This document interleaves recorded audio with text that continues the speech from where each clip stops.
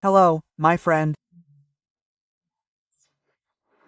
Time for our meeting this Wednesday, July 9th, the day of the São Paulo Constitutionalist Revolution in 1932. Vargas led the revolution of 1930, overthrew the president, and also overthrew the constitution. He was governing without a constitution. The São Paulo residents rose up demanding a constitution. Today, Brazil is demanding respect for the constitution, right? And on a day like today, in 1980, the poet Vinícius de Moraes died. In Santa's song, he said, "The man who says I am, is not."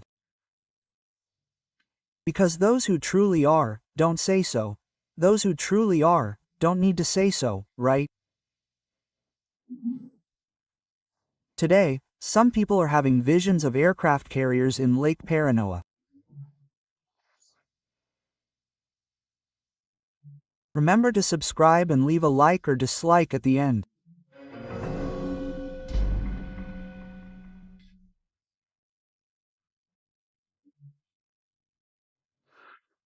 I'm talking about aircraft carriers because on March 22, Minister Moraes, referring to possible retaliation by the US government, said, "They can file lawsuits, they can make Trump talk. If they send an aircraft carrier, then we'll see."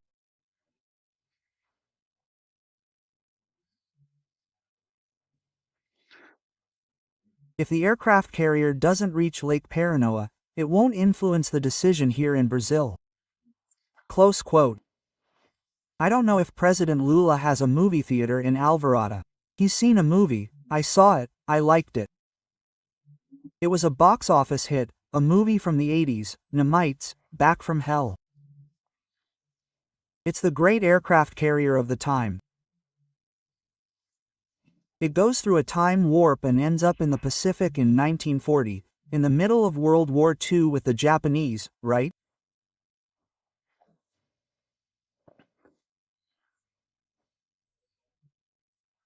Well, the original name of the movie is scarier. It's Final Countdown, meaning Final Countdown.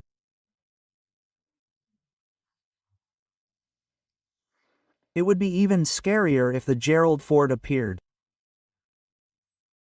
The USS Gerald Ford is 33 meters long and can carry 90 planes. It's the largest aircraft carrier in the United States today. It's a nuclear aircraft carrier. Well, anyway, I don't know if anyone's having visions of aircraft carriers in Lake Paranoa, but it was a busy day, right? It's a note from the U.S. Embassy and consulates in Brazil. The note reads, Jair Bolsonaro and his family have been strong partners of the United States.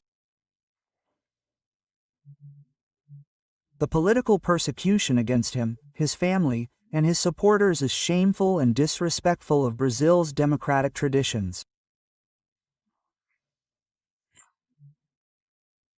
We echo President Trump's statement, the previous day's statement in his post. We are closely monitoring the situation. President Trump said the same. The embassy is the eyes, ears, and voice of the President of the United States and the State Department.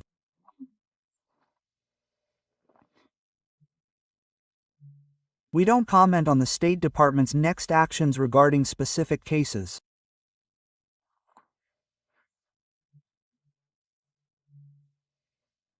We don't comment on the next actions. The definite article, plural, is not indefinite.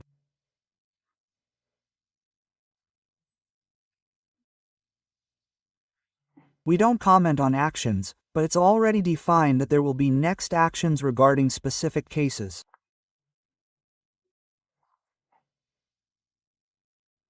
So, the expectation is that the law will be applied. Magnitsc, right? And it's not the aircraft carrier, but it could be the Magnitsc Act. Well, when President Trump said it, it was already official, right? It came from the President of the United States. Now the embassy is making it even more official, if that's even possible. A statement from the State Department, it's super official on behalf of the United States of America.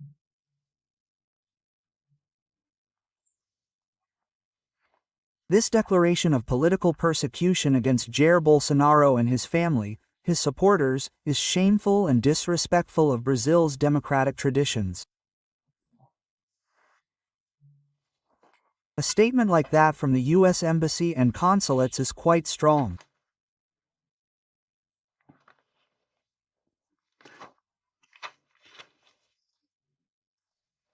Well, the Foreign Ministry announced to reporters that it will call the embassy's chargé d'affaires, Gabriel Escobar.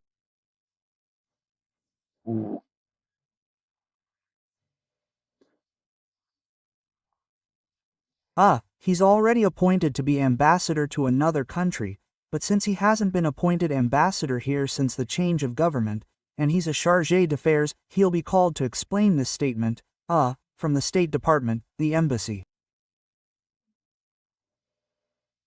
I don't know why anyone would have to give more explanations about a note that is absolutely clear and legible.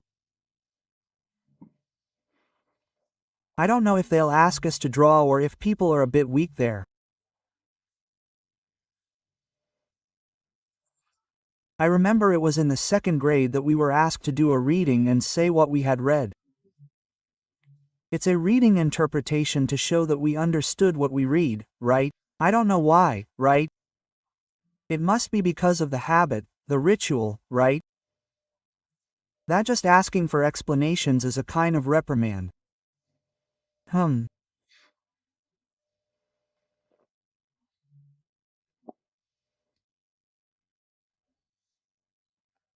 Well, but there was more there at Itamaraty, after a lunch with the head of government of Pakistan, in Indonesia, with President Lula and the First Lady, when the two officials were waving to reporters, a reporter asked President Lula, what he thinks of Trump's tariffs against Brazil.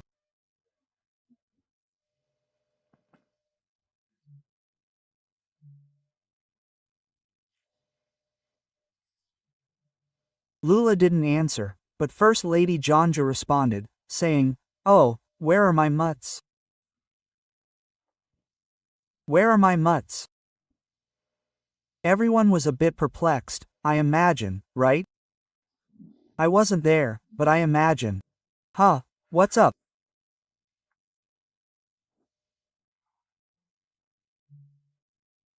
Janja's office explained in a note that says the following.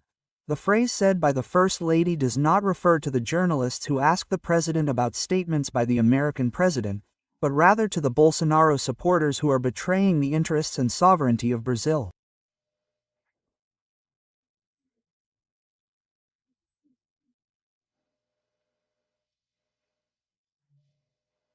Note, the First Lady says that the Bolsonaro supporters who are betraying Brazil's interests are mutts.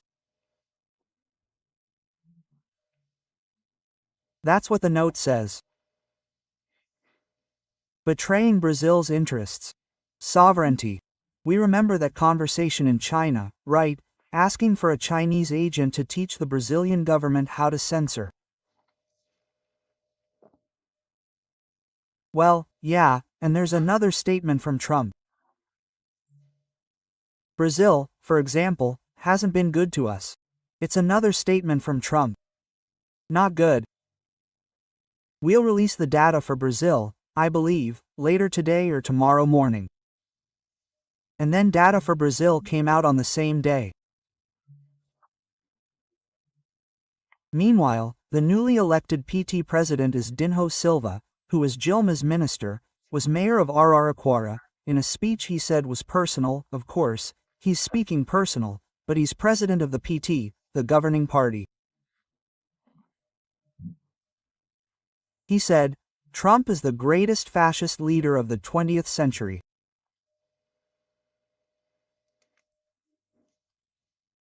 Well, then Trump sent an open letter to Lula, announced a 70% tariff, said it will be valid first.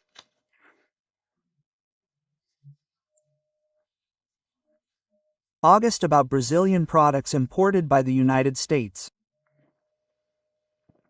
In the letter, he complained about unfair trade and the Supreme Court's stance against Bolsonaro. He'll mainly be targeting coffee, meat, and juices. Trade between the two countries last year was $40 billion, right? $40 billion is about $450 billion, right? No, sorry, about $250 billion. Well, then, let's look at that letter. By the way, just so you know, Brazil was already losing before, right? I found out today that there were 100 armored vehicles produced in Brazil for Argentina to buy. Minister of Defense, I already told you, the Minister of Defense went to the United States and closed the deal for another armored vehicle, the Strike. I already mentioned it to you. And also F-planes, I think it's the F-16, the Fighting Falcon, which is used there in Ukraine. Well, and it was because of Brazilian authorities. First of all, it's not to kill Brazilian production. Brazilian technology, Brazilian steel, Brazilian labor, Brazilian company. Well, then, let's get to the letter. Trump's letter for July 9. His Excellency Luiz Inácio Lula da Silva, President of the Federative Republic of Brazil. I knew and dealt with former President Jair Bolsonaro and respected him greatly, as did most other leaders of other countries. The way Brazil has treated former President Bolsonaro, a highly respected leader throughout the world during his term, including the United States, is an international disgrace. This trial should not be taking place. It's a witch hunt that must end immediately. Immediately, in capital letters. In the press, we call this capital letters. Another paragraph.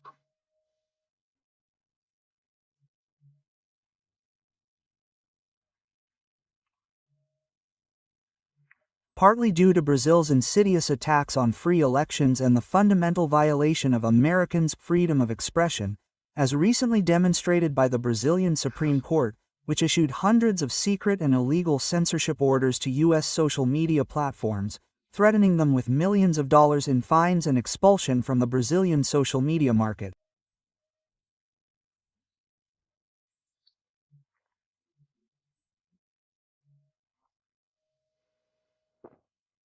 Starting August 1, 2025, we will hold Brazil accountable.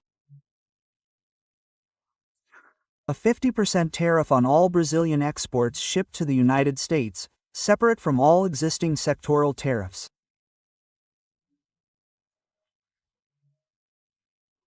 Goods transshipped to avoid this 50% tariff will be subject to this higher tariff. Furthermore, we have had years to discuss our trade relationship with Brazil and have concluded that we need to move away from the long-standing and very unfair trade relationship generated by Brazil's tariffs and tariff and non-tariff barriers. Our relationship, unfortunately, has been far from reciprocal. Please understand that the 50% is far less than what would be necessary to have a level playing field in our trade with your country. And it is necessary to correct the grave injustices of the current system. As you know, there will be no tariff if Brazil or companies within your country decide to build or manufacture products within the United States. And, in fact, we will do everything possible to approve it quickly, professionally, and routinely. In other words, within a matter of weeks. As an aside, yesterday we commented here that Lula proposed to the Prime Minister of India build Embraer aircraft there in India. This is what he wants to do with the United States. For whatever reason, if you decide to increase your tariffs, whatever the amount you choose, it will be added to the 50% we will charge. Please understand that these tariffs are necessary to correct the many years of Brazilian tariffs, tariff and non-tariff barriers, which have caused these unsustainable trade deficits between the United States and the United States. This deficit is a major threat to our economy and indeed to our national security. Furthermore, due to Brazil's continued attacks on the digital business activities of American companies, as well as other unfair trade practices, I am instructing the United States Trade Representative, Jameson Greer, to immediately initiate a Section 301 investigation into Brazil. If you wish to open your trade markets, which have been closed to the United States until now, and eliminate your political tariffs, non-tariff barriers, and trade barriers, we may consider an adjustment in this letter. These tariffs may be modified upward or downward, low, depending on the relationship with your country. You will never be disappointed with the United States of America. Thank you very much for your attention to this matter. Sincerely, Donald Trump, President of the United States of America. Well, now Brazil has tomorrow to decide what to do about this. I imagine the foreign ministry must be extremely worried, because it seems that outside of Itamaraty, everyone is pulling one way or the other, further hindering Brazilian foreign policy. From Brasilia, Alexandre Garcia.